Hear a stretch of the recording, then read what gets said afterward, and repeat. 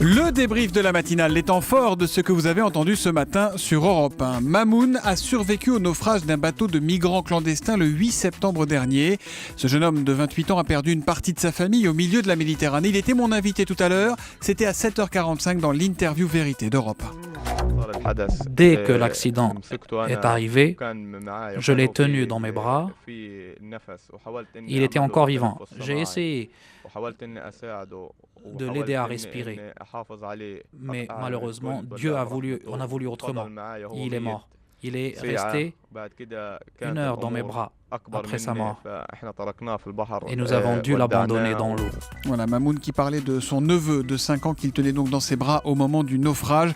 L'interview de Mamoun passe toute envie de se plaindre, c'est glaçant. Résume finalement assez bien Sèvres Groine sur Twitter avec le hashtag un matin. Ça résume assez bien la tonalité de vos messages ce matin.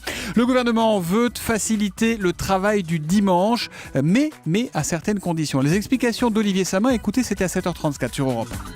Les magasins situés dans les zones touristiques et thermales, qui ouvrent le dimanche, devront multiplier par 2 le salaire de leurs vendeurs ce jour-là, sauf si le magasin emploie moins de 12 personnes. Cette perspective inquiète les commerçants concernés. Gérard Atlan préside le Conseil du commerce de France. Il prédit déjà de nombreuses fermetures dans certaines zones. Des commerçants n'auront pas la possibilité de payer double leurs salariés. Ils fermeront leurs portes et créeront du chômage. Et plusieurs ministres pensent que Manuel Valls ne terminera pas le quinquennat, qu'il n'ira pas au bout. Alors qui pour lui succéder à Matignon ? Il y a déjà des bruits, des rumeurs. Qui sera le prochain Premier ministre ? Caroline Roux le sait et elle nous le révélait à 7h25 sur Europe 1. C'est Bernard Cazeneuve, ministre de l'Intérieur, raccord sur la ligne, loyal et surtout sans ambition présidentielle. Et vous savez quoi Thomas ? Il ne faut pas être dupe, faire sortir son nom, c'est aussi une façon de dire au bouillonnant Premier ministre que nul n'est irremplaçable. Alors à Matignon, on me jure que le président de la République et le Premier ministre ont une seule ambition commune, faire gagner la gauche réaliste.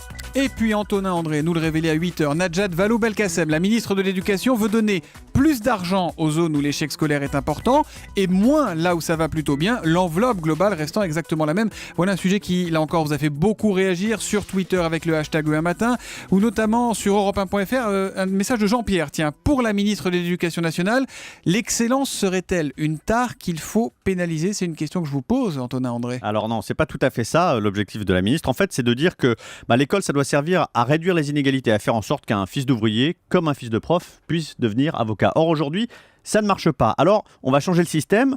Au lieu de donner les mêmes moyens à tous les élèves, en disant que, au nom de l'égalité, un élève à Roubaix doit avoir la même chose de l'éducation nationale qu'à Neuilly, par exemple, eh bien, on va enlever un petit peu à l'élève de Neuilly qui est dans un environnement favorable et très soutenu. Ce sera quasiment indolore pour lui et on donnera un petit plus à l'élève de Roubaix pour qui ce petit plus pourrait faire toute la différence. Il s'agit donc plutôt de tenter de réduire les inégalités sociales sans pour autant mettre en cause le niveau d'excellence des plus aisés. Voilà, Antonin André, en réponse à la question de Jean-Pierre, vous pouvez vous aussi nous joindre pendant toute la matinale au 39 21 notamment. Et puis à 7h09, notre journaliste Mathieu Charrier nous a fait découvrir en avant-première le nouvel album de Johnny Hallyday.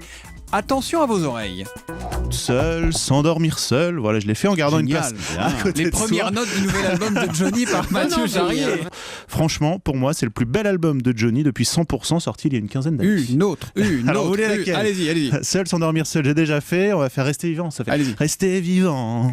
Nanana. Voilà, on espère que Johnny Hallyday ne nous en voudra pas trop. S'il a été obligé de chanter, Mathieu Charrier, c'est simple, c'est parce que la maison de disques lui a interdit de prendre un extrait, d'enregistrer quoi que ce soit. Donc il a mémorisé dans sa tête.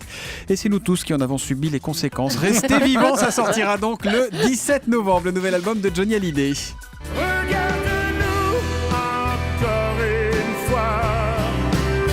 Regarde-nous et souviens-toi comment s'aimer avant. Voilà, et ça c'est le premier single. Celui-là avait été diffusé et celui-là, Mathieu Charrier ne le chante pas.